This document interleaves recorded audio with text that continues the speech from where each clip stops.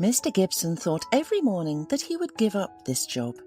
After all, he's already 64 years old. It's time to rest. And yet, day after day, he went through the forest like a madman, working as a gamekeeper. They couldn't find a replacement for him yet. Mr. Gibson's whole life had passed in the forest. When he came back from the army, they convinced him to work in the district forest as a gamekeeper. He loved his job and couldn't imagine himself without it. It was in the forest that he met Mary, his future wife. It was quite funny. They lived in the same village but had never seen each other. Mary had just come from the city to her grandmother's for the summer. She went to the forest for berries and got lost. She was sitting on a stump crying, and then Mr. Gibson came out of the spruce grove. He saw the girl sitting there, approached her, calmed her down, and they got to know each other. Then they returned to the village together, and Mary never went back to the city. She married Mr. Gibson. Her parents were shocked. She left the capital suitors for a simple gamekeeper. But Mary and Mr. Gibson were happy, and they lived soul to soul throughout their lives. They raised a daughter who now lives in the city. Recently, Teresa got married and got a job at a prestigious trading company. And everything would be fine, but then tragedy struck. Mary died. The doctors discovered a tumour too late, and nothing could be done. It was hard for Mr. Gibson in the first few months after his wife's funeral. His wife invited him to live with her, but he didn't go. Where could he go from his village and his wife's grave? Everything here was familiar and dear. And the forest. It was the forest that brought him back to life, calmed his thoughts and his heart, and even eased his longing for Mary. No, Mr. Gibson was not going to quit his job. The forest was his life. That morning, Mr. Gibson, as usual, left the house. The sun peeked out from behind the forest. The sky was clear and clean. The warm wind hugged him. Birds chirped in the bushes. It was going to be a good day. Mr. Gibson decided to visit the distant clearing. 2 days ago, Henry, a local boy, saw strangers there. He went there for berries and said that a black foreign car was parked by the forest. Maybe someone just came to the forest, or maybe they had bad intentions. It was worth checking. The old man started his old motorcycle and headed out on the dirt road, riding and enjoying nature. There's no better place on earth. He thought the city was nothing compared to this place. He'd been there a few times and didn't like it. Noise, hustle and bustle, heavy air. His place was much better. Spacious and easy to breathe. When Mr. Gibson reached the distant clearing, silenced the motorcycle and rolled it up to the nearest pine tree, saying, "Stand here, buddy. No one will touch you here." And indeed, everyone in the neighbourhood knew the old gamekeeper's motorcycle, and if they saw it near the forest, they became more disciplined. They did not make noise, did not break branches, did not throw garbage. The old gamekeeper walked through the forest and everything seemed to be in order. Apparently, Henry was making trouble for nothing. Mr. Gibson was about to turn back when he suddenly heard moaning or crying coming from the dry snag in the forest. He listened and realized someone seemed to be whining. Taking his old shotgun, he cautiously moved towards the clearing. He approached and was stunned. A lynx was sitting 10 steps away from him, a large, young, beautiful sample.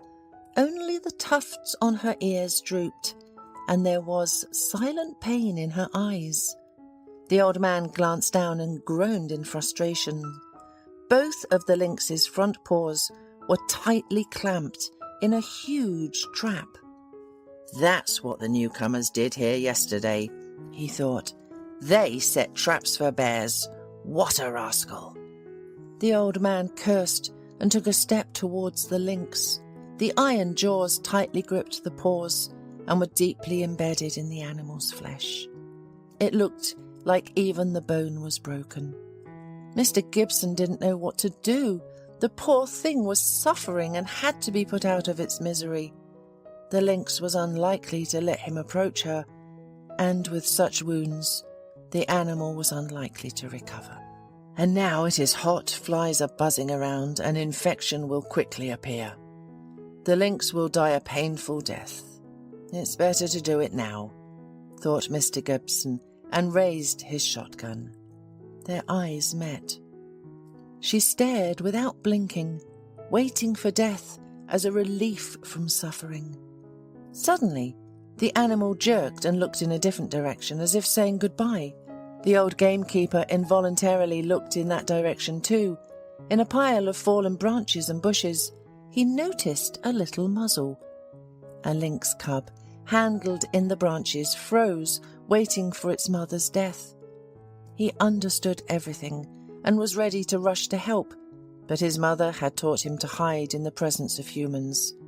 Humans meant death, so the lynx sat there motionless, not daring to disobey its mother's orders. Mr. Gibson lowered his gun. "All right, Mummy," he said calmly.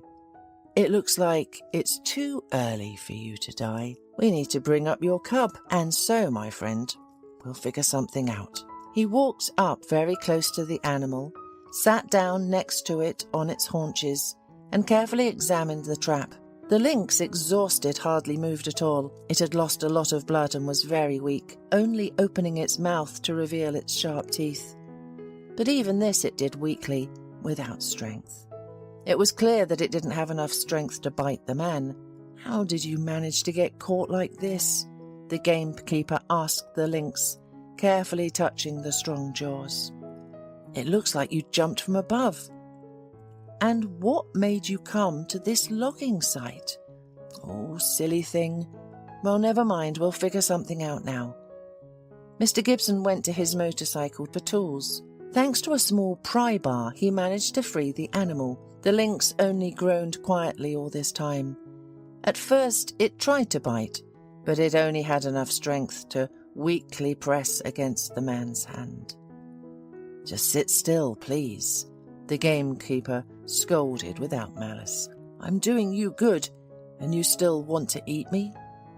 The lynx cub watched the man's actions from the bushes all this time, and only when Mr. Gibson freed the lynx, and it helplessly fell on the grass.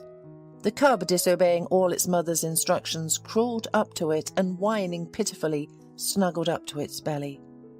"Your baby's hungry," the gamekeeper said, deliberately and strictly, "and you're lying there." And then he added more gently, "Well, never mind. We'll get you to my home now, feed everyone and nurse you back to health. Everything will be fine." He had decided to take the lynx with him when he was tinkering with the trap. After all, what was the use of freeing it? It wouldn't survive on its own. It needed the lynx's help. And under his supervision it would quickly recover in his barn, and the lynx cub would definitely survive. Otherwise, in the forest it had little chance. It was only about 2 months, no more. When the people in the village saw who the gamekeeper was carrying, they recoiled to the side. A beast's muzzle peered out from under the cover. "Mr. Gibson, is it dead?" shouted the neighbour from the porch of his house. "What do you mean, dead?" The old man raised his eyebrows. "It's still alive, just tired out too much. And look at this little addition." And the old man pulled the lynx cub out of his backpack. It only whimpered with fear and closed its eyes. "What are you going to do with it?" asked the neighbour, looking at the lynx, which was barely breathing.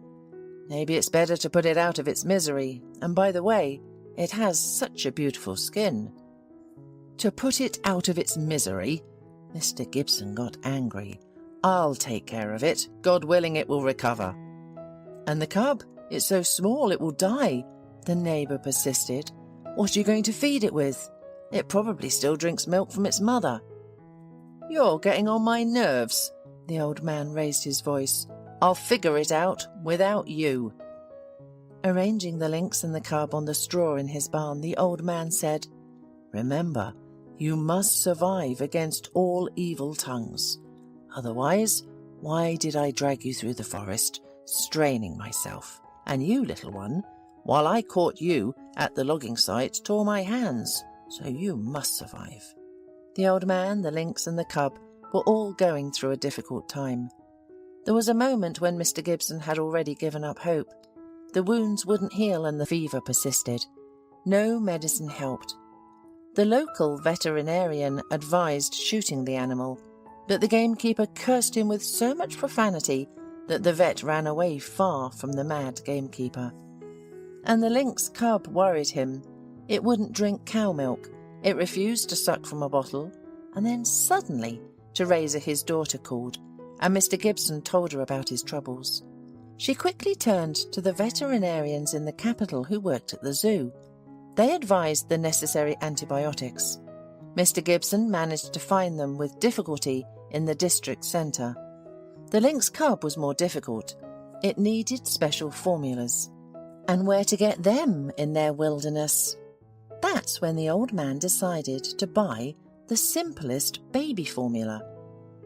It turned out that lynx cubs are just like babies, and they really love those formulas.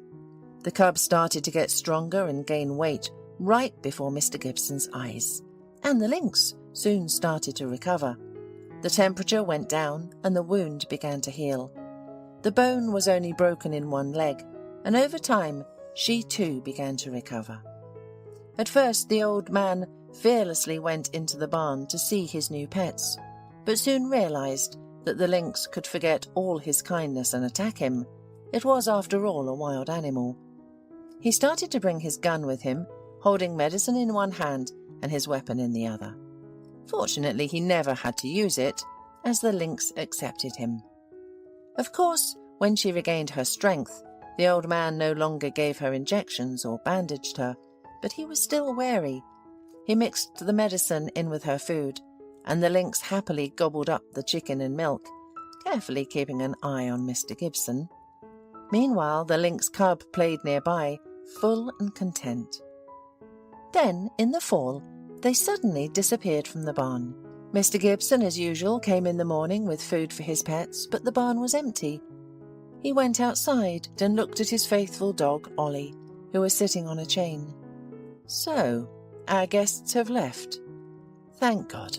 That means they have strength now. Mr. Gibson sadly smiled. Ollie only wagged his tail in response. To be honest, he didn't really like having the tenants in the barn, but since his owner welcomed them, he tolerated them. And he was also afraid of the huge cat that occasionally peeked out of the barn. One winter, Mr. Gibson was returning on skis from the forest when he suddenly felt someone's gaze from above. He looked up and froze. The lynx was sitting right in the tree, and the old man was right under the tree. Well, that's it, she'll attack. The old man only squared his shoulders, but he still reached for his gun. The lynx carefully jumped down next to him and approached the gamekeeper. She even wagged her tail a little. "It's you, my lynx!" the old man exclaimed. "What a beauty you've become! And where is your son? He must have grown up by now." Of course, the lynx didn't say anything to him. She just looked into his eyes, meowed, and jumped into the bushes. Later on the way back, the old man thought about this outstanding encounter. He couldn't believe the animal had not forgotten him. All winter, he occasionally met the lynx. She didn't come close, but she walked beside him as he toured the forest. Several times she even came into his yard. Ollie then protested, barking very loudly. 2 years passed. Mr. Gibson never quit his job. He kept an eye on the forest animals, and with him, the lynx also made her rounds. People were already laughing at him. He had gotten another dog. He just had to put it on a leash. "Why a dog?" "A cat," the hunter laughed. "She's not used to a leash, and not to human hands either. She only follows me from a distance." One summer, Mr. Gibson's daughter was going to visit him. By that time, she and her husband had a son, so the whole family wanted to visit the grandfather. Mr. Gibson was worried about travelling with the little child, but his daughter laughed. The airplane would get there in no time, and then it was just a short taxi ride to her parents' house. In short, the old man didn't persuade the young couple, and soon they arrived together. And he was happy about it. He didn't even try to hide it. Little Bobby was so cute and so tiny, He was only 6 months old, but he looked just like Mr. Gibson. Grandpa was overflowing with pride. Bobby was given a separate room, a small one near the kitchen, the warmest. It seems to be summer, but the baby does not need draught at all. Teresa and her husband James were accommodated in the next bedroom, and Mr. Gibson moved into the living room. In fact, in the small room he usually slept, but he gave up his place for his grandson. They spent time together cheerfully. He and his son-in-law often went fishing and mushroom picking. His daughter stayed home and took care of the baby. In the evenings they all sat under the old apple tree, had dinner and talked. The old man was resting his soul. It was a good idea for his daughter to visit him. Every day they stayed up late chatting, while Teresa listened intently to make sure her son Bobby was asleep in the room. "Should we close the window?" Teresa worried. "I opened it for Bobby because it was stuffy. I'm afraid it might get drafty." "Don't worry," James reassured her. "It's stuffy outside and even more so inside. The child won't be able to breathe at all." "Yes, you're right," Teresa agreed. Later she went to check on her son. Mr. Gibson and his son-in-law were discussing their previous fishing trip, arguing about which tackle was better. Suddenly, they heard Teresa's muffled scream and rushed into the house. Teresa stood on the threshold, pale as chalk. "There's a lynx sitting by Bobby's bed. I didn't notice it at first in the dark. Then its eyes started glowing. I looked closer and saw the tufts of fur on its ear in the moonlight. It's sitting right by the bed and hissing at me," Teresa whispered. "I backed away so as not to anger it, but it's still there." "And what about Bobby?" James also turned pale. "He seems to be sleeping, snoring." "I heard him," Teresa replied. "Everyone, calm down," Mr. Gibson said slowly, stepping into the house, holding a thick club in his hands. "Dad, be careful," Teresa whispered. "It might attack you or Bobby." But Mr. Gibson didn't listen to her. He entered the room and saw a shadow flit by the open window. "It's my lynx," Mr. Gibson guessed, watching the animal disappear. He was limping slightly on his right paw. The lynx moved like this now, having been saved once by the gamekeeper, with its right paw, the one that was more severely wounded, apparently healing somewhat crookedly. The old man watched as the lynx moved away and mentally scolded himself. Why did he save this animal? Now it would clearly be circling around his house. Maybe it was jealousy. The gamekeeper didn't know, but he had no other explanation. "I should catch the animal," the gamekeeper decided. "Catch it and scare it with shots, maybe even hurt it." Mr. Gibson did not see any other way to drive the lynx away from his house and family. From that evening on, all the windows in the house were closed. Teresa and James only walked with Bobby in the yard, and they stopped going to the forest altogether. The mood was entirely ruined. Mr. Gibson noticed how his daughter was looking at the calendar, counting the days. She already wanted to leave her home as soon as possible. She was afraid for her son. But as it turned out, they were afraid of the wrong thing. One night, Mr. Gibson woke up to an unfamiliar noise. He listened.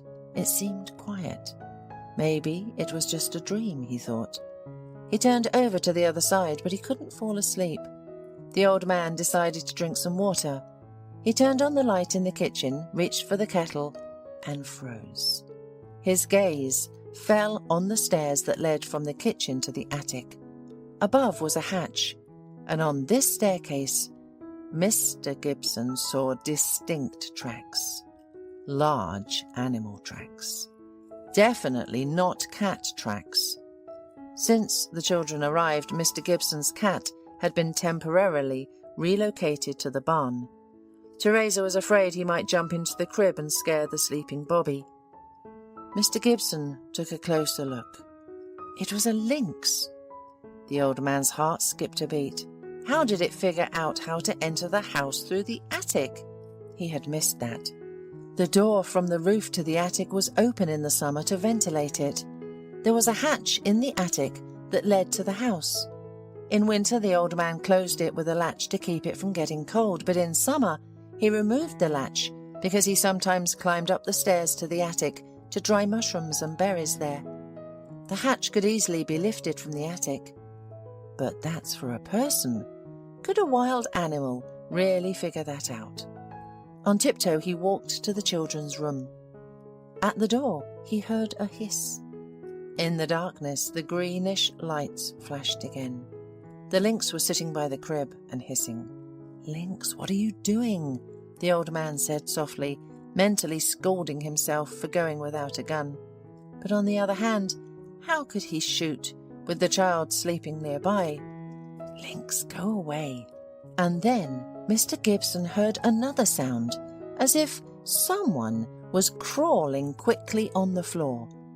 The old man couldn't bear it and turned on the light. Startled, he screamed. Something flashed between the floorboards. "Daddy!" he heard his daughter Teresa's frightened voice. "What happened?"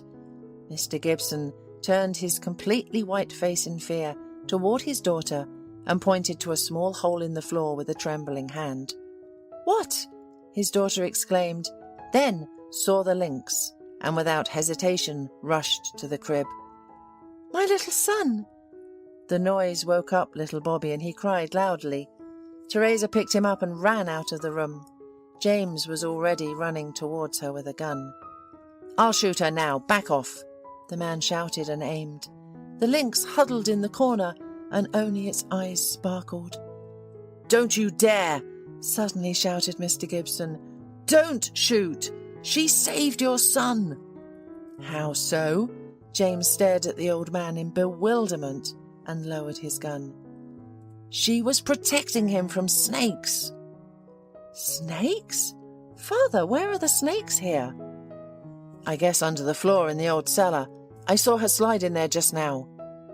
They approached the place that Mr. Gibson indicated. The lid of the old cellar was securely nailed shut, but there was a small hole next to it for the cat.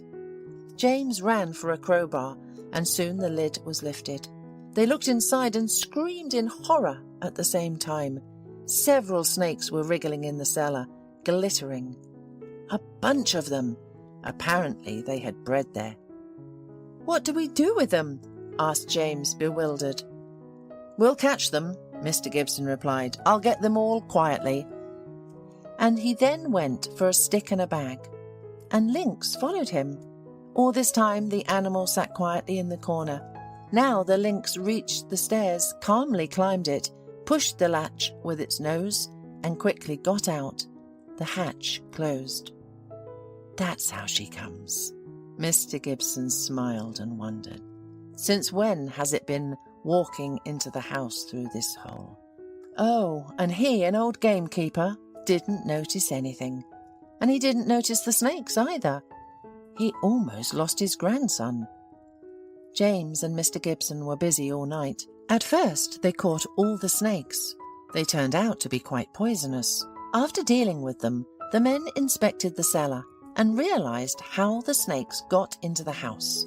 There was a hole in the foundation, and so the vipers crept in here and lived here peacefully. "I wonder how long they've been here?" Teresa asked when all the work had been done by morning. Bobby was sleeping soundly, and the three of them were drinking tea in the kitchen. "Several months, that's for sure," Mr. Gibson replied and shook his head. "And I didn't notice anything." "But your lynx noticed everything," Teresa smiled. "It turns out she's been walking through this hole in the attic for a long time. It's obvious that she's perfectly oriented in the house. She was guarding you at night at first, and then our son." James shook his head in surprise. "What a clever girl! And I had a gun on her." "It's okay, we sorted it out," Mr. Gibson replied. "She thanked me for healing her and saving her son."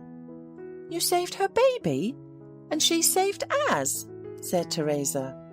"Animals understand everything. They just can't say it. And how you treat them, that's how they treat you," Mr. Gibson nodded. A week later, Teresa, with her son and husband, left. Mr. Gibson, who had returned from the airport, sat on the bench in front of the house and took a deep breath. Teresa was calling him to come with her again. He misses his family. But to come for a visit and to live are two different things. And then the bushes flashed with brushes. My lynx came. Mr. Gibson smiled. No, I'm not going anywhere from here, as long as I have such protectors here.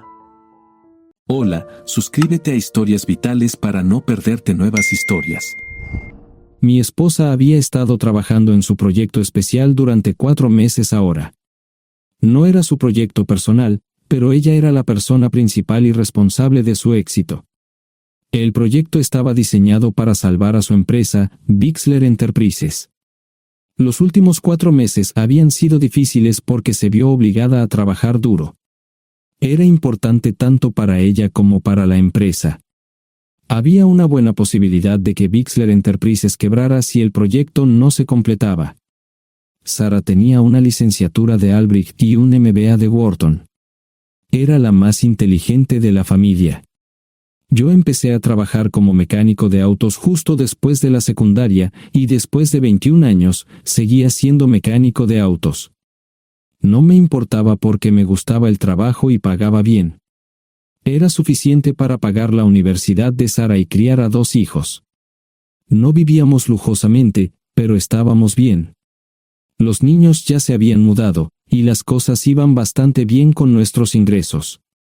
Sarah quedó embarazada 3 meses después de casarnos a la edad de 18 años. Durante los primeros años de nuestro matrimonio, vivimos con mis padres.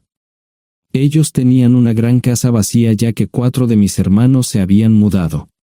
Eso significaba que teníamos una niñera mientras Sarah completaba sus primeros años de universidad. Debido a 2 embarazos, la carrera de 4 años le llevó 6 años completarla. Fue difícil, pero lo logró. Siempre tuve trabajo y nunca me faltó trabajo extra si lo necesitaba. Después de que Sarah se graduó de Wharton, alquilamos nuestro propio lugar. Tuvo ofertas de trabajo de varias empresas grandes, pero todas requerían que nos mudáramos. A mí no me importaba, pero Sarah quería quedarse cerca de casa. Por eso decidió trabajar en Bixler Enterprises. Pagaba bien, pero lo más importante, le daba responsabilidad y la oportunidad de avanzar. Sarah era una empleada trabajadora y dedicada. La presentación es el jueves en el Hotel Thyssen en Filadelfia. Tomé unos días libres en el trabajo para ayudarla según fuera necesario. Al final, todo lo que logré fue hacerle algo de comer cuando llegaba a casa. No sabía nada sobre su trabajo, ni tampoco quería saber, los negocios corporativos de alto nivel me aburrían. Empresarios de Europa, Asia y América del Sur venían aquí, la empresa pagaba sus boletos de avión y proporcionaba habitaciones en el Hotel Thyssen mientras estaban aquí. Era caro como el infierno, y por algunas cosas que Sarah había dicho, la empresa estaba sobreestimando sus finanzas. Su presentación era importante para ella, para la empresa y para más de 200 empleados. Hasta el martes por la noche, todo iba bien. Sarah llegó a casa con un traje nuevo, un traje gris con una blusa blanca. Desplegó todo lo que necesitaba en la cama de la habitación de invitados. Cuando se trataba de la limpieza de la casa, ella era normal, pero cuando se trataba del trabajo, era meticulosa. No entendía por qué necesitaba sacar su ropa interior de lujo, pero no dije nada. Además de su traje para la presentación, tenía varios vestidos de cóctel lindos para eventos sociales antes y después del evento. Siempre había evitado tales eventos, pero me sentía obligado a ir con ella si ella quería que lo hiciera. Me agradeció la oferta, pero dijo que no era necesario.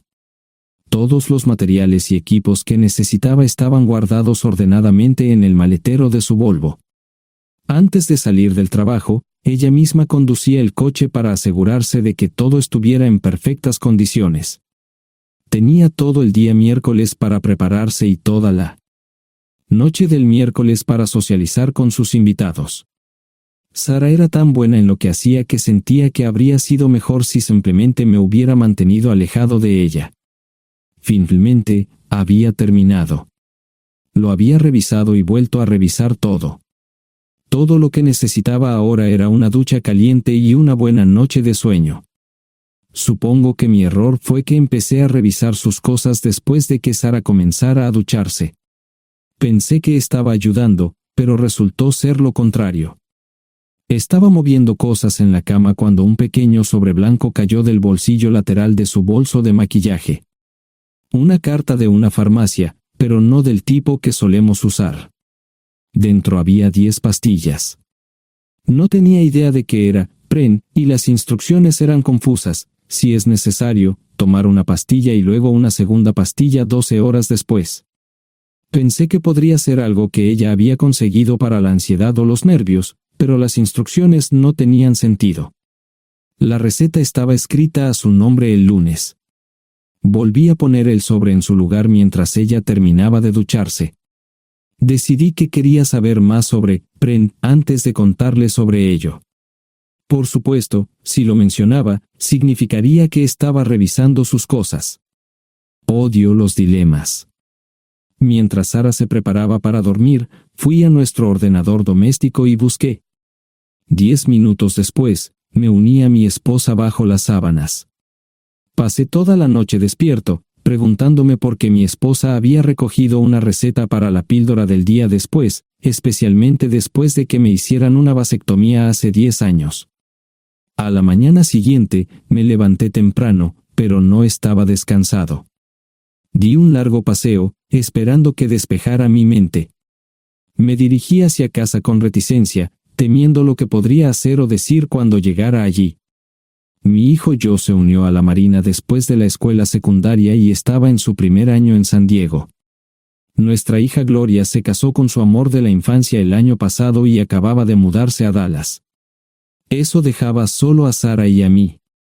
Echaba de menos a los niños, pero esperaba envejecer con mi esposa. Ella era la única mujer que me había interesado, y ahora todo estaba. Si Sara estaba teniendo una aventura, lo ocultaba bien. Por supuesto, nunca la vigilé. Nunca miré sus correos electrónicos o llamadas telefónicas. No tenía razones para hacerlo. No tenía forma de saber qué estaba haciendo en el trabajo o después del trabajo. Confiaba en ella completamente. Ion, ¿dónde demonios has estado? ¿Quieres huevos o algo? No, solo café. No me sentía con muchas ganas de hablar. ¿Qué pasa, cariño? Solo son 3 días. Puedes venir si quieres, pero te aburrirás como una ostra. No, realmente no quiero ir, pero odio dejarte sola. Me preocupo cuando no estás aquí. Es muy dulce, querido, pero estará bien. No voy a salir del hotel en todo este tiempo. Pasaré la mayor parte del día asegurándome de que la sala de conferencias esté lista, y esta noche tendré una agradable charla con nuestros posibles clientes. Mañana, probablemente ni siquiera tendré la oportunidad de ir al baño. Llegaré a casa lo más temprano posible el viernes, te prometo un gran fin de semana si sabes a lo que me refiero. Todo eso suena bien, pero no puedes culparme por preocuparme. Soy un mecánico de autos, y tengo una esposa hermosa y exitosa. A veces tengo la sensación de que estás menos interesada en mejorar nuestra situación familiar que en avanzar en tu carrera. Detente, maldita sea, Ion. Siempre he respetado lo que haces para ganarte la vida y nunca he insinuado lo contrario.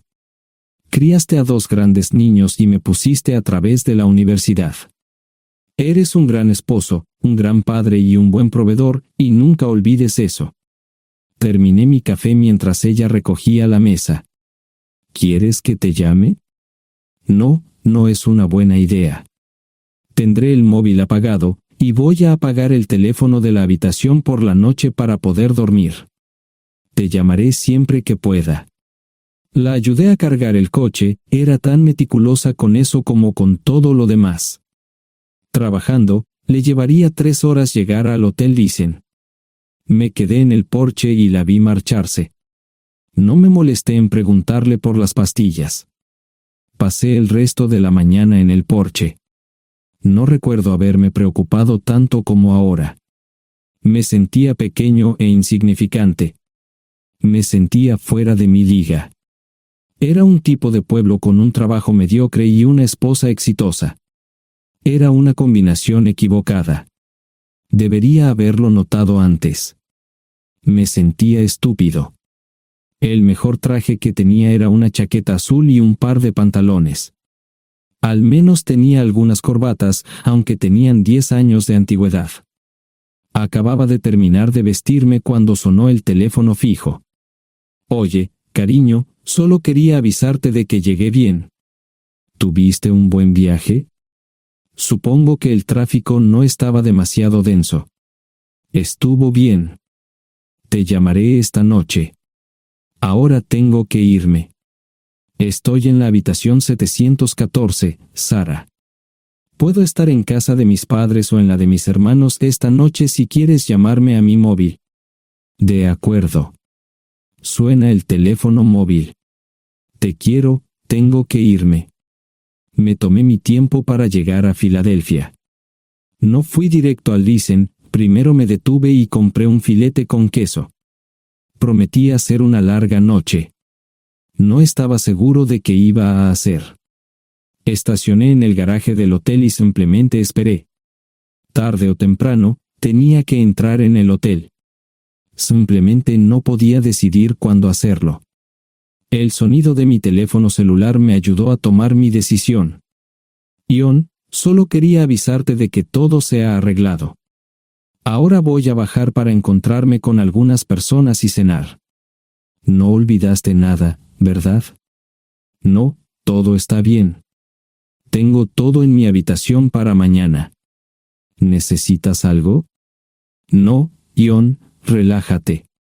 Voy a apagar mi teléfono. Te llamaré mañana por la mañana. ¿De acuerdo? Ríe, diviértete. No es divertido, Ion, es trabajo. No parecía estar demasiado fuera de lugar. El vestíbulo, el restaurante y las salas de conferencias estaban llenos de gente, así que pude pasar desapercibido. Había un folleto pequeño y bonito que mostraba el diseño de todas las habitaciones del hotel. Me paseé por las diferentes habitaciones y me detuve en las paredes, mirando alrededor entre la multitud. No tenía ni idea de qué haría si Sara me veía. Lo averiguaría si y cuando eso sucediera. Encontré un tablero de eventos que enumeraba todas las habitaciones que estaban siendo utilizadas por los diversos grupos. Bixler Enterprises no tenía habitaciones disponibles para el miércoles por la noche. Esto me pareció interesante. Sara había dicho que no iba a salir del hotel, pero ahora no estaba tan seguro de eso. Había 3 comedores, familiar, informal y de alta cocina. A Sara no le gustaba mucho cenar con niños, así que fui primero al comedor informal. Solo me llevó 5 minutos asegurarme de que no estaba allí. Tuve mejor suerte en el salón gourmet, era una acogedora mesita encajada en la esquina, el tipo de mesa que la gente reserva para tener un encuentro privado. Sara llevaba un vestido de cóctel negro con un escote pronunciado y perlas, se veía elegante y su acompañante parecía apreciarlo. Conocía a algunas personas con las que trabajaba Sara, y él no era una de ellas. Me resultaba familiar, pero no había forma de que pudiera recordarlo. Había muchas sillas libres, así que no tuve problemas para cruzar la sala. Había velas y pequeños candelabros de cristal en las mesas. Apagué la mía y le dije al camarero que me molestaba por el glaucoma. Pedí el plato de pollo de siempre y me acomodé. El camarero me sirvió el café por tercera vez. Disculpe, el tipo en la mesa de enfrente me parece muy familiar. ¿Sabes quién es? Sí, ese es Malcolm Eugene Foote. Es miembro del Consejo Municipal, se espera que se postule para el Congreso en los próximos años. ¿Es esa su esposa con él? Es muy bonita. No, esta es la primera vez que la veo. Siempre usa esa mesa para señoras especiales, si me entiende. Simplemente le sonreí y pedí la cuenta. Nunca había visto a Sara tan sensual con un hombre antes. Parecía captar cada palabra que decía, como si fuera Dios o algo así. No estaban haciendo nada inapropiado, pero tampoco era platónico ni profesional. Cuando me fui, estaban terminando su segunda botella de vino. Ahora entendía por qué se había llevado su lencería elegante. Me acomodé en una esquina del vestíbulo para que no me vieran. 10 minutos después, salieron del restaurante. Ella le tomaba la mano mientras caminaban por el vestíbulo hacia el ascensor. Observé cuidadosamente los indicadores de piso. Que el ascensor se detuviera en el tercer piso era una buena señal, significaba que no lo había llevado a su habitación. Era una mala señal cuando el ascensor no llegaba al séptimo piso, significaba que ella fue a su habitación. Por si acaso me equivocaba en algo, me senté en el vestíbulo y observé el ascensor durante 1 hora. La gente entraba y salía, pero Sara no estaba entre ellos. Saqué mi maleta vacía del coche y me dirigí al mostrador de recepción. Aunque podía demostrar que era su esposo, me costó trabajo conseguir una tarjeta llave. Se dieron después de llamar a la habitación, pero nadie respondió. Finalmente, estaba en camino a la habitación 714 con la tarjeta llave. Ni siquiera encendí las luces al principio, simplemente me senté en la oscuridad de la habitación durante más de 1 hora. No fue difícil asegurarme de que no regresara a la habitación. Primero, empacé todas sus ropas y pertenencias personales. No dejé nada atrás. Revisé el paquete de Preven, todavía quedaban 10 pastillas en el tocador. De manera muy ordenada, estaban todos los artículos que necesitaría para su presentación al día siguiente. Comencé a llenar la maleta. Había 24 carpetas promocionales especialmente encuadernadas y otras 20 carpetas regulares, todas ellas fueron a la maleta. Un proyector digital fue lo siguiente, seguido de una computadora portátil. Tomé su bolso y su celular, que había dejado en la habitación. Todo lo que tenía consigo era un bolso de mano y probablemente un tubo de lápiz labial. Di una vuelta por la habitación tan cuidadosamente como lo hizo ella para asegurarme de no perder nada. Una vez satisfecho, dejé las llaves del coche y mi anillo de bodas en el tocador. Aparte de esos 2 objetos, la habitación estaba completamente vacía. El ascensor se dirigió directamente al estacionamiento, no tuve problemas para llevar 2 maletas, y 20 minutos después, estaba en la autopista rumbo al norte.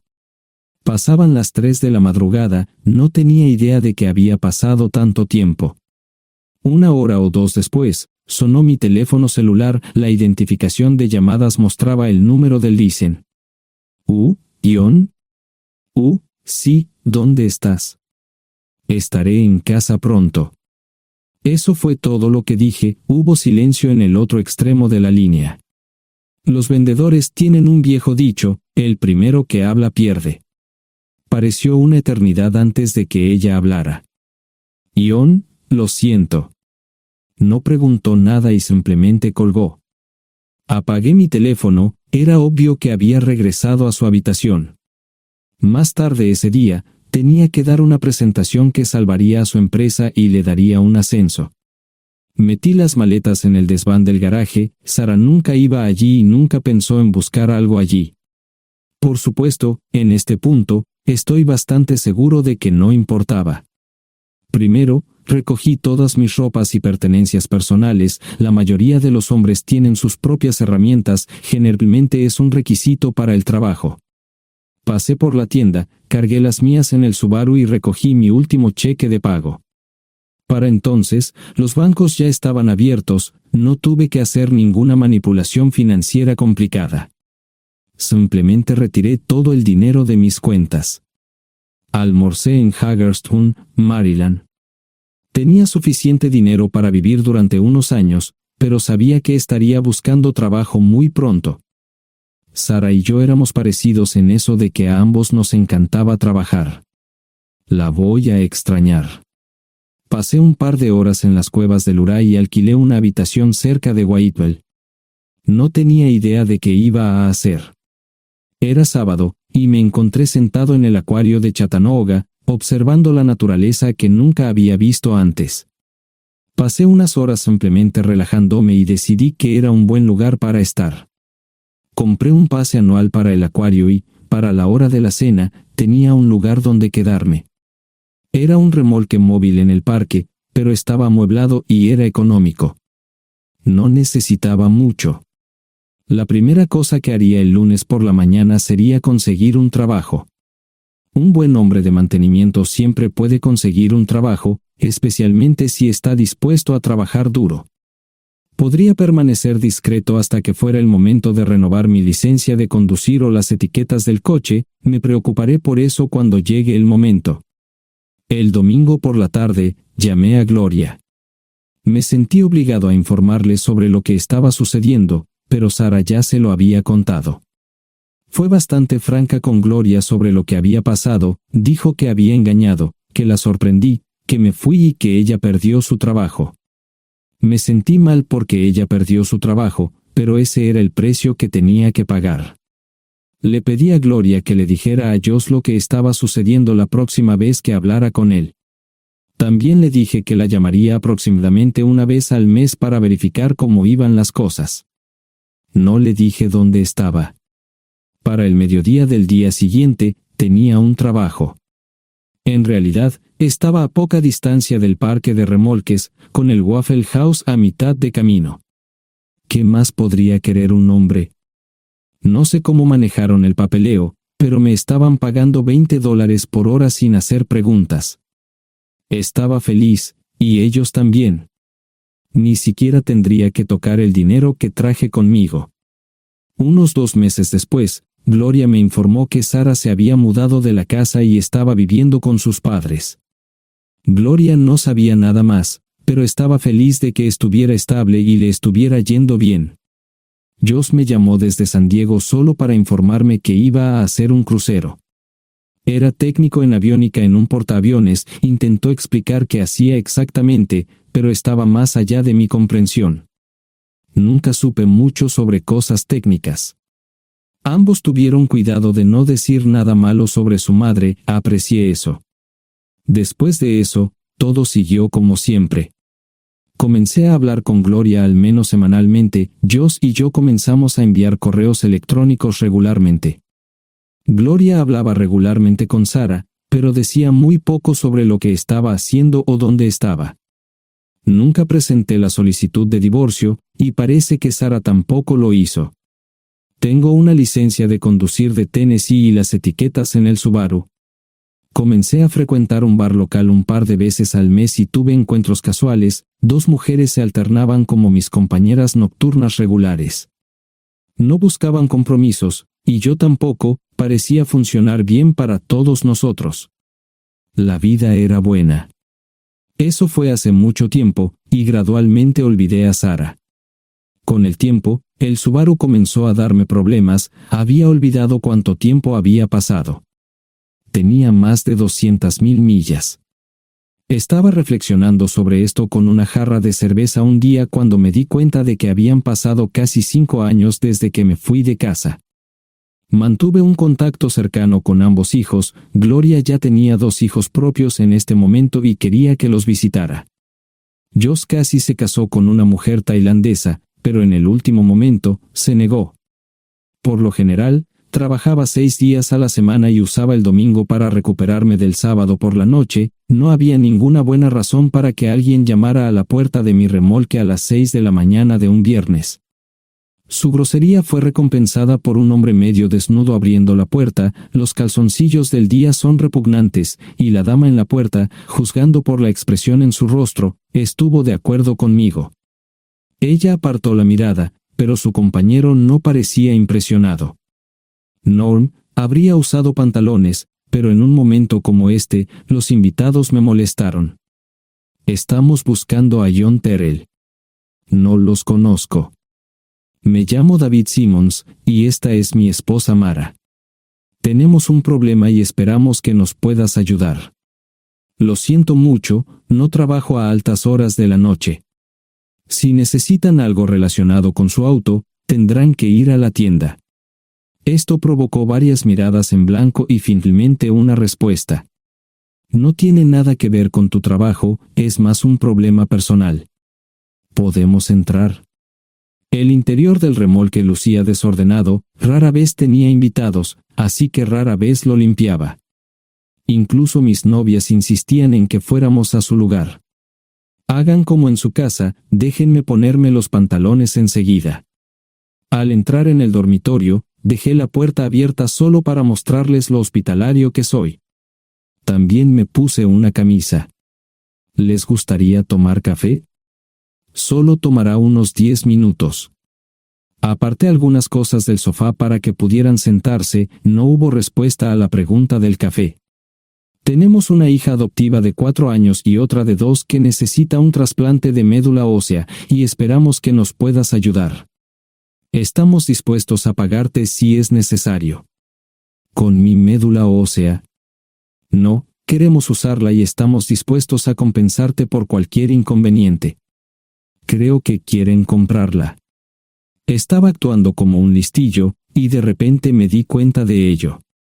Estas personas eran serias, tenían un problema real y estaban buscando ayuda. Lo siento mucho, no quise interrumpir. Por favor, continúen. Nuestra mejor oportunidad de encontrar un donante es un familiar cercano.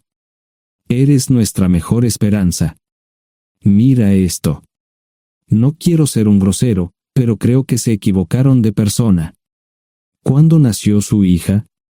Cumplirá 5 años en julio. Marche Simons habló por primera vez, y sonó sincera. Odio ser el portador de malas noticias, pero me hice una vasectomía hace 15 años. No hay forma de que pueda ser su padre. ¿Por qué tu nombre estaba en el certificado de nacimiento? No puedo responder eso, tal vez deberían preguntarle a su madre. Esa afirmación fue recibida con silencio. Sentí pena por estas personas, pero no sabía cómo ayudarles. ¿Cuál es el nombre de la madre? Sarah Lise Terrell. No encontraba las palabras. Tal vez no debería haber tomado esas malditas pastillas de ella, por supuesto, entonces esas personas no tendrían una hija en absoluto. Todo lo que pensaba que había superado el dolor, y aquí está de nuevo, viejos recuerdos de mi esposa teniendo relaciones sexuales con ese maldito político de Filadelfia. Estaba empezando a olvidarlo todo, y ahora estaba de vuelta. Maldita sea. Ahora entiendo y pido disculpas por mi grosería e insensibilidad. Haré todo lo que esté en mi poder para ayudarles. En primer lugar, porque no puede Sara hacerse un trasplante de médula ósea. Médicamente, no puede. ¿Por qué no? Es madre, tiene que ser una donante adecuada. Ella es una donante adecuada, pero está demasiado enferma. Los médicos se negaron siquiera a considerar utilizarla. ¿Enferma de qué? Está muriendo de insuficiencia hepática. Le quedan menos de 6 meses de vida. Esto no tiene sentido. Siempre ha estado perfectamente sana. Además, no creo que un hígado enfermo le impida donar médula ósea. El hospital no aceptará su firma en el formulario de consentimiento. ¿Estás diciendo que hay algo mal en su cabeza? Ambos me miraron en silencio, sabían la respuesta, pero no querían decirlo. En ese momento, no quería que se sintieran aún más incómodos. Hace 10 minutos, no me importaban, pero ahora sentía que tenía que protegerlos y ayudarlos. ¿Cómo sucedió esto? ¿Podría alguno de mis hijos ayudar? Quizás, pero pensamos que eras nuestra mejor esperanza. ¿Por qué no van tras su padre, su verdadero padre? Pensamos que eras tú. No tenemos ni idea de quién más podría ser. Sara no nos dijo nada sobre otro posible padre. De hecho, ella no estaba en condiciones de explicar nada, agregó Mara. Obtuvimos la mayoría de nuestra información de la agencia de adopción. Tuve que preparar café y hacer pis, permítanme un momento. Dejé a mis invitados sentados mientras preparaba el café. Solo tomó unos minutos. Mientras se preparaba, fui al baño, algo que necesitaba hacer urgentemente. Traté de ser discreto, ya había avergonzado lo suficiente a Mara. ¿Dónde viven? En Westchester, Pensilvania. Les haré una oferta. Si les digo quién es el verdadero padre de su hija, deben prometerme que lo perseguirán sin descanso hasta obtener lo que desean. ¿De qué estás hablando? El padre de su hija es un político prominente en Pensilvania. Por supuesto, negará todo y probablemente les proporcionará documentos legales para detener sus esfuerzos. Si acuerdan presionar lo suficiente para que él admita que la niña es suya, podrán avergonzarlo y obligarlo a hacerse un trasplante de médula ósea. Eso es lo que quieren, ¿verdad? Sí, claro, pero ¿cómo hacemos eso? No lo sé. Soy mecánico. Trabajo con metal para ganarme la vida. Creo que la mejor manera sería utilizar la televisión, la radio y los periódicos. Los políticos harán cualquier cosa para evitar una mala publicidad. ¿Tienen amigos que puedan ayudar? Bueno, ahora ambos estaban sonriendo. Debo haber dicho algo que les dio esperanza. Creo que podemos hacer esto. ¿Quién demonios es él? Malcolm Eugene Foote. Se postula para el Senado de los Estados Unidos. Apuesto a que hará cualquier cosa para evitar una mala publicidad. El café estaba listo, pero David y Marchen no podían esperar para llegar a casa. Antes de irse, les dije cómo ponerse en contacto con Gloria y Josh en caso de que los necesitaran. Estaba seguro de que ayudarían. También les pedí que me dijeran dónde estaba Sarah. Probablemente estaría en Pensacola antes de que ellos regresaran a Westchester. Me corté el pelo y compré una camisa nueva. Sarah era una tramposa que arruinó mi vida, pero aún así quería lucir bien cuando la viera. Era otro remolque, pero esta vez era un bonito doble nuevo. Allí estaba su Volvo con una llanta desinflada y un parabrisas roto. La mujer que abrió la puerta no era Sarah, parecía que la habían empapado fuerte y la habían dejado empapada. Tenía al menos 45, tal vez 50, y debió haber tenido una vida difícil. La falta de maquillaje no ayudaba, y simplemente se veía horrible. No tuve la oportunidad de abrir la boca. Caray, si no es John Terrell. Nunca esperé verte aquí. Tuve que usar la vieja línea, me estás poniendo en desventaja. Sherry Hart. Pasa, entra. ¿Quieres una cerveza? No, pero gracias. Estoy aquí para ver a Sarah. Sherry cruzó la habitación y se detuvo en el buffet del comedor. Aquí está, John. Mírala todo lo que quieras. Su mano señalaba una urna de latón que estaba en el centro del buffet vacío. Supongo que llegué demasiado tarde. No me moví, solo me quedé mirando el contenedor frente a mí. ¿Puedo tomar una cerveza ahora? Sarah se mudó a Pensacola después de dar a su bebé en adopción. Compró el remolque con el dinero que recibió de Bixler Enterprises después de que la despidieron. Tenía una participación en las ganancias, 401k, y vacaciones y días de enfermedad. Eventualmente, consiguió un trabajo en una fábrica local de prendas de vestir donde trabajaba en el departamento de envíos. Allí fue donde conoció a Sherry. Sherry alquilaba una habitación de Sarah. Cada centavo que Sarah ganaba iba para el alcohol. Empezó con vino y gradualmente pasó a bebidas más fuertes, las más baratas. Eventualmente, perdió su trabajo debido a su alcoholismo y se vio obligada a usar sus ahorros.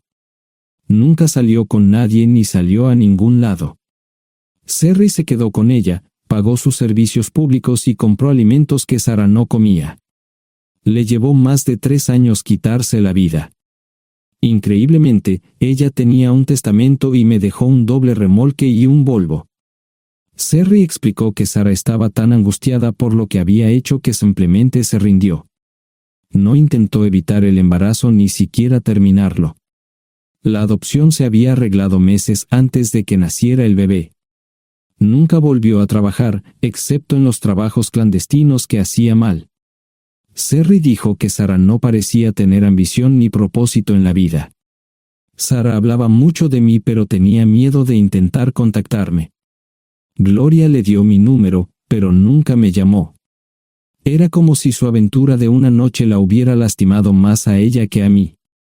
Estuve allí durante 2 semanas y luego vendí el remolque de Cerry por $1 y obtuve $3,000 por el Volvo. 2 días después, estaba en Westchester visitando a mis nuevos amigos David y Marche. Malcolm Eugene Foote resistió al principio, pero David y Marche lo presionaron hasta que cedió. Insistió en pruebas de ADN, que demostraron que era el padre. Para salvar la cara, más o menos lo obligaron a someterse a un trasplante de médula ósea, que fue exitoso. La carrera política y la vida familiar de Malcolm no dejaron una impresión favorable. Su caída en las encuestas fue tan rápida que el partido lo reemplazó por otro candidato unos meses antes de las elecciones. Su esposa solicitó el divorcio y fue muy pública al respecto. Sara y yo estamos viajando ahora a Dallas para ver a Gloria y a mis nietos. No sé cuánto tiempo mantendré a Sara conmigo, probablemente hasta que tenga a alguien.